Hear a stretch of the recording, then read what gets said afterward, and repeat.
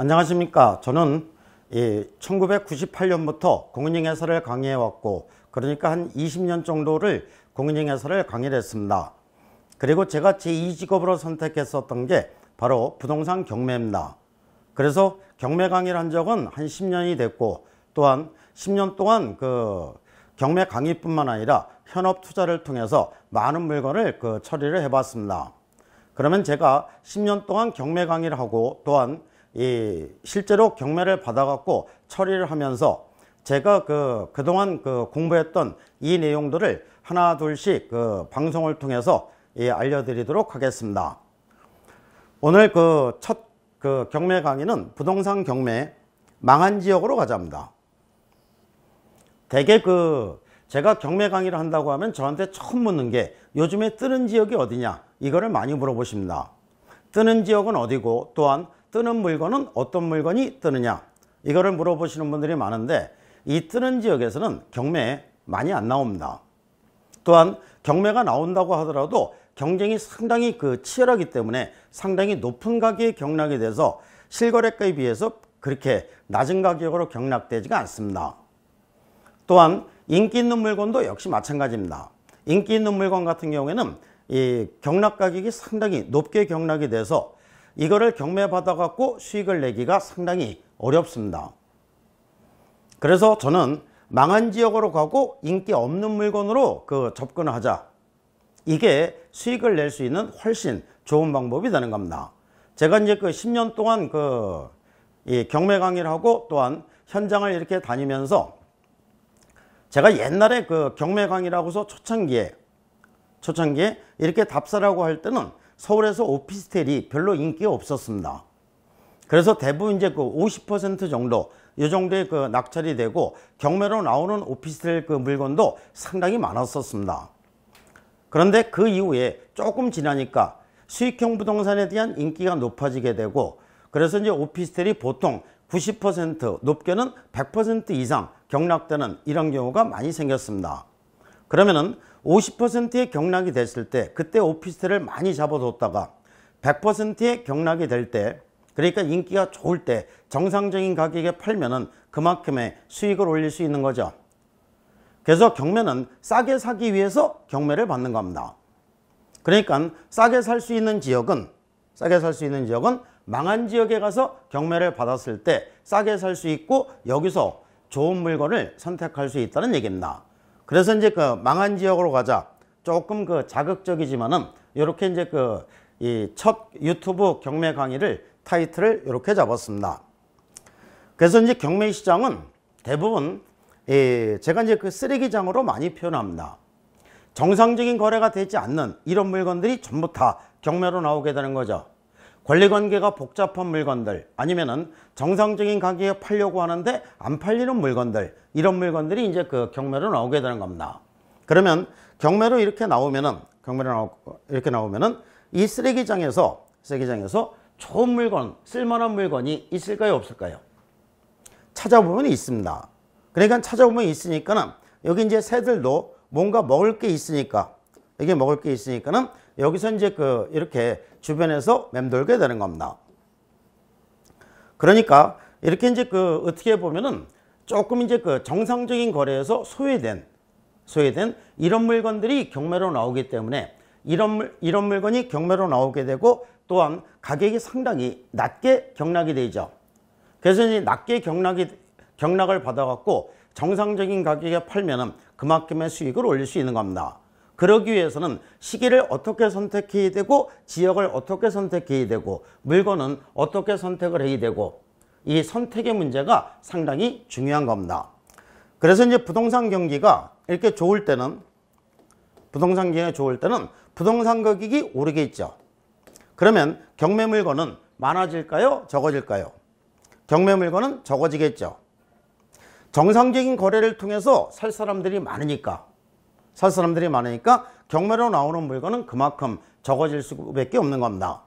그러면 이 입찰자 숫자는, 경매 물건이 나왔을 때 입찰자 숫자는 인기가 좋은 지역이니까 상당히 많겠죠.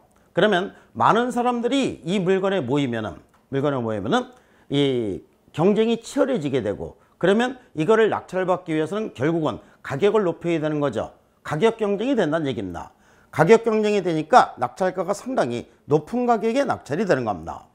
그러면 이 높은 가격에 낙찰을 받아갖고 수익을 낼 수도 있지만은 그만큼 가능성은 줄어든다는 얘기입니다. 그런데 부동산 경기가 안 좋은 지역, 부동산 경기가 안 좋은 지역에서는 부동산 가격이 떨어지겠죠. 부동산 가격이 떨어지면은 경매로 나오는 물건은 그만큼 많아지게 됩니다. 경매로 나오는 물건은 많아지게 되고 입찰자 숫자는 줄어들겠죠. 경매로 나오는 물건은 많은데 여기에 입찰하는 사람 숫자는 줄어든다. 그러면은 낙찰가는 상당히 낮은 가격이 경락이 되겠죠. 그래서 이제 정상적인 거래보다 상당히 그 가격 차이가 많이 떨어져서 낙찰되는 이런 특징이 나타난다는 얘기입니다. 그러면은 이 낮은 가격의 경락을 받아야 그래야지만 수익을 내기가 용이하다는 얘기입니다. 높은 가격의 경락을 받아갖고 수익을 낼 수도 있긴 있지만 가능성 면에서 봤을 때는 낮은 가격의 경락을 받았을 때 이 수익을 낼 수 있는 이런 가능성이 더 높아진다는 얘기입니다. 결국은 경매로 접근하는 것은 낮은 가격의 경락을 받기 위해서 이 경매로 접근하는 겁니다. 그러면 낮은 가격의 경매를 받을 수 있는 것은 부동산 경기가 안 좋은 지역, 또한 이 인기가 없는 물건, 이런 물건들을 중심으로 해서 접근했을 때 높은 수익을 얻을 수 있다는 얘기입니다. 그래서 경매에는 부동산 가격이 이렇게 이제 오르는 시장에서는, 상승하는 이런 시장에서는 경락되는 가격도 상당히 높아집니다. 경락되는 가격이 높아지기 때문에 실제 거래되는 가격에 비해서 이 폭이 그만큼 크지 않다는 얘기죠. 그러니까 실거래가 비슷하게 경락이 되는 이런 경우가 생기게 된다는 얘기입니다. 반면에 부동산 가격이 하락하는 이 지역에서는 경락되는 가격은 많이 떨어지겠죠. 그래서 이 폭이 상당히 큽니다. 실제 거래되는 가격에 비해서 그만큼 가격이 많이 떨어진다는 얘기죠. 상승 지역에서는 부동산 가격이 오르는 이 시장에서는 부동산에 대한 인기가 높아지다 보니까는 경매 시장에서도 사람들이 많이 모이게 되고 그래서 이제 높은 가격이 경락이 되니까는 실거래가에 비해서 이 폭이 그렇게 크지 않다는 얘기입니다. 그러면 경매로 싼 물건을 사기 위해서 경매로 접근하니까 결국은 그러니까 부동산 시장이 완전히 하락한 이 시장에서 경매를 받았을 때 높은 수익을 얻을 수 있다는 얘기입니다. 그래서 이제 경매 법정에도 가보면은 지역에 따라서 이 극명하게 차이가 생깁니다. 인기가 좋은 지역은 입찰 법정이 꽉 차고 복도까지 이 사람들이 완전히 미어집니다. 반면에 부동산 시장이 안 좋은 지역, 이 지역에서는 입찰자 숫자가 얼마 안 되니까 입찰 법정도 아주 한산하겠죠. 사람도 별로 없고. 그래서 이제 다녀보면은 이런 현상이 발생이 됩니다. 그러니까 사람들이 바글바글 모여갖고 이 가격 경쟁을 통해서 그거를 경락받는다고 하더라도 수익 내기는 상당히 어렵다는 얘기입니다. 그래서 저는 경매는 망한 지역으로 가자. 정상적인 거래는 뜨는 지역으로 가지만 경매는 망한 지역으로 가는 게 이게 훨씬 수익을 낼 수 있는 가능성이 높아지게 되고, 또한 제가 지금까지 경매를 받아갖고 처리한 물건도 전부 다 이렇게 안 좋은 지역, 안 좋은 시기에 선택을 했을 때 수익이 훨씬 더 커지는 이런 현상이 발생이 됩니다. 이렇게 이제 조금 이렇게 부동산 시장이 뜨는 지역, 이런 지역에서 경매를 받았을 때는 오히려 손해를 보고 팔아야 되는 이런 상황도 때에 따라서는 생기게 됩니다. 그래서 제가 이제 결론을 내린 거는 망한 지역에 가서 경매를 받고, 그 다음에 남들이 선호하지 않는 이 물건을 경매를 받아갖고 수익을 내자, 이런 식으로 이제 결론을 내리게 되는 겁니다. 그래서 이제 망한 지역에서 경매를 받으면 그 지역은 항상 그렇게 살아야 되느냐? 그게 아니죠. 예를 들어서 제가 용산에서 이제 경매를 한 3개 정도, 제가 서울과 이 대전에서 경매팀을 운영합니다. 그래서 에임니치라고 해갖고 조금씩 이렇게 투자를 해갖고 공동 투자를 해갖고 이 경매를 받는 겁니다. 그래서 이제 용산에서 3개를 경매를 받았는데 용산에 경매를 받을 때만 하더라도 용산은 아주 안 좋은 지역이었습니다. 물론 이제 지금은 용산이 많이 뜨는 지역이지만은 옛날에 오세훈 시장이 시장을 할 때 이 용산이 전부 다 전체가 다 개벽하는 이런 식으로서 이제 개발 계획이 짜여지게 됩니다. 그러다가 박원순 시장이 등장하면서 이 용산 개발 계획이 전부 다 물거품이 되고 또한 용산 참사가 일어나면서 용산 지역이 아주 안 좋은 지역으로 이제 바뀌게 됩니다. 안 좋은 지역으로 바뀌게 되는데 그래서 이제 정상적인 거래가에 비해서 한 50% 정도가 가격이 떨어집니다. 그러면 50%가 떨어진 상태에서 정상적인 가격에서 이 50%가 떨어집니다. 그러면은 경매로 받을 때는 여기서부터 다시 50% 정도가 떨어집니다. 그러니까 이 최고가에 비해서는 한 4분의 1 정도 가격에 경락을 받게 된다는 얘기입니다. 이 정도 가격에 경락을 받게 되는데 그러니까 실제 거래되는 가격에 비해서 그만큼 시장이 안 좋은 지역이니까 많이 떨어진다는 얘기죠. 그래서 이게 이제 감정가가 되고 이거는 이제 경락가가 되는데 우리가 용산에서 받을 때 대개 감정가의 50% 정도, 이 정도의 이제 경매를 받게 됩니다. 이 정도의 경매를 받게 되는데 용산이 이제 뜨기 시작하면서 정상적인 가격을 회복을 합니다. 정상적인 가격을 회복을 하니까는 여기서 경매를 받아갖고 여기에서 팔았으니까 그만큼 이만큼의 수익이 생기는 거죠. 그러면 이 기간이 어느 정도 기간이 소요가 되느냐? 우리는 뭐 3년 만에 팔았지만은 조금 늦게 받았으면 이 한 1년 반 정도, 이 정도만 되더라도 이 정도의 수익을 올릴 수 있는 겁니다. 그래서 이제 이렇게 해보면서 경매는 망한 지역에서 경매를 받는 게 유리하고 또한 망한 지역에 가서 경매를 받는 게 훨씬 더 안정적이 된다는 얘기입니다. 그래서 이제 이렇게 결론을 내리게 되고 그래서 이제 경매는 쓰레기장에서 쓸만한 물건을 낮은 가격에 모으는 이런 이제 넉마주의 형태의 이런 형태로 이제 저는 접근하는 겁니다. 그러니까 지역을 봤을 때도 지역적으로 봤을 때도 뜨는 지역이 있고 망한 지역이 있죠. 예를 들어서 서울이라든가 부산이라든가 요즘에 이제 광역시 중심으로 해갖고 지방시장도 부동산 경기가 좋아지는 이런 단계에 있게 됩니다. 반면에 이 망한 지역이 있게 되죠. 망한 지역은 제가 살고 있는 아름다운 청주는 신규 분양 물량이 많다 보니까는 부동산 가격이 많이 떨어졌습니다. 많이 떨어져 갖고 청주 같은 경우는 이 전세가보다도 매매가가 더 낮아지는 소위 얘기하는 깡통주택이 되는 거죠. 이런 주택도 많이 등장을 하게 됩니다. 청주뿐만 아니라 군산도 가보니까는 중심가 시내에 점포가 임대가 붙어 있는 경우가 많고 또 매매가 붙어 있는 경우도 많이 있게 됩니다.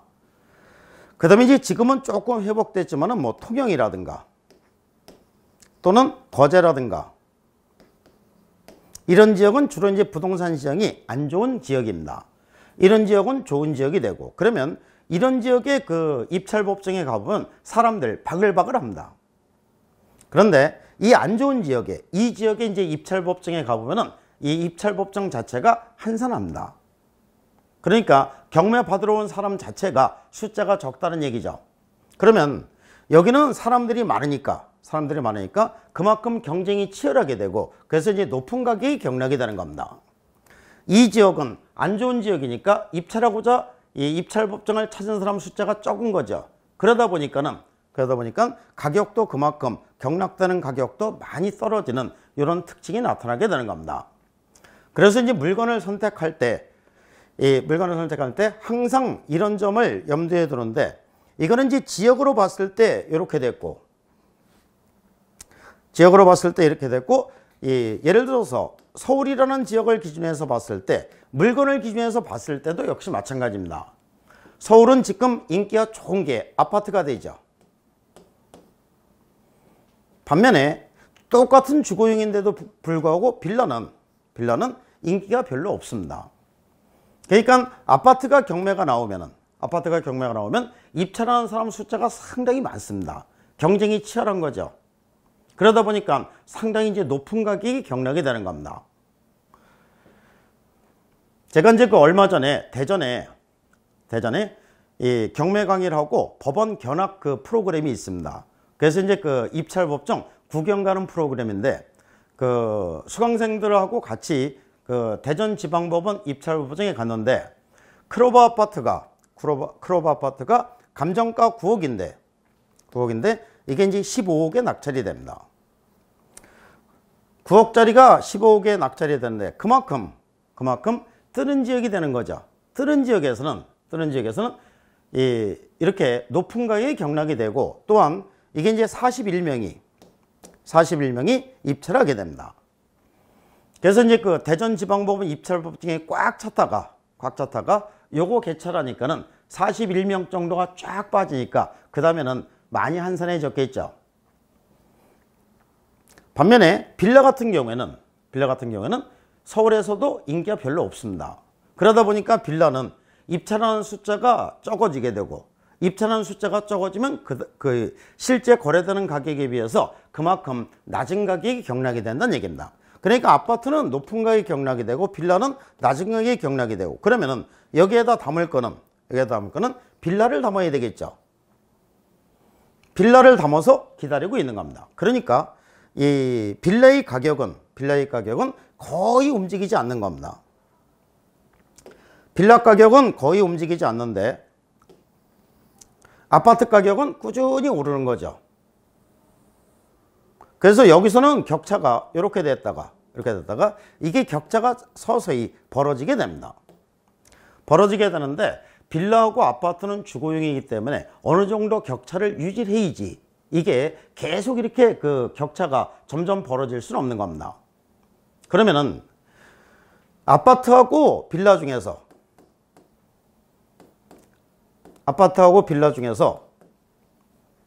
어떤 걸 경매받았을 때 더 수익을 올릴 수 있느냐. 물론 아파트 가격이 계속해서 오른다면은 물론 이제 이 아파트를 경매받는 게 유리하겠죠.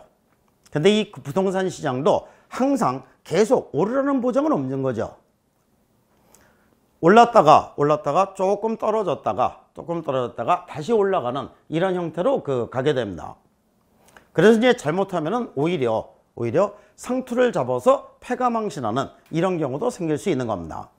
근데 빌라는 안 올랐으니까 이게 경매받아 갖고 기다리면은 아파트하고 격차는 이게 줄어들 수밖에 없는 거죠.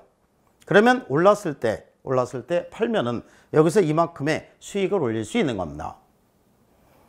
그래서 제가 경매를 접근할 때는 항상 이렇게 지역적인 면, 그 다음에 물건면 이런 면에서도 이 남들이 선호하지 않는 이런 물건을 선택해서 수익을 올리는 이런 기법으로 지금까지 계속해서 경매를 해왔고 제가 지금까지 해왔던 이런 기법을 유튜브를 통해서 가감없이 그대로 전달해갖고 이 경매를 통해서 좋은 물건을 선택해서 부자가 될 수 있는 이런 길을 만들어주자 해갖고 이제 유튜브 강의를 시작하게 된 겁니다. 또한 제가 이제 공인중개사 강의를 20년 정도를 하게 되는데 부동산 중개업을 하면서도 이 경매를 알아두면은 부동산 중개업에서 성공할 수 있고 또한 이 부동산 중개업하고 경매를 이거를 매치시키면 연결을 시키면은 또 이 경매 투자에서 일반인들보다 훨씬 더 성공할 수 있는 이런 여건이 조성이 되는 겁니다. 그래서 앞으로 제가 배운 그 경매 지식과 제가 현장을 다니면서 이 접근하는 방식이라든가 이런 부분을 순차적으로 가감 없이 있는 그대로 제가 알고 있는 모든 거를 순차적으로 알려드릴 계획입니다. 그래서 이 유튜브를 계속 구독하시면은 부동산 투자라든가 부동산 중개업이라든가 이런 부분에서 많은 도움이 될 걸로 예상을 하게 됩니다.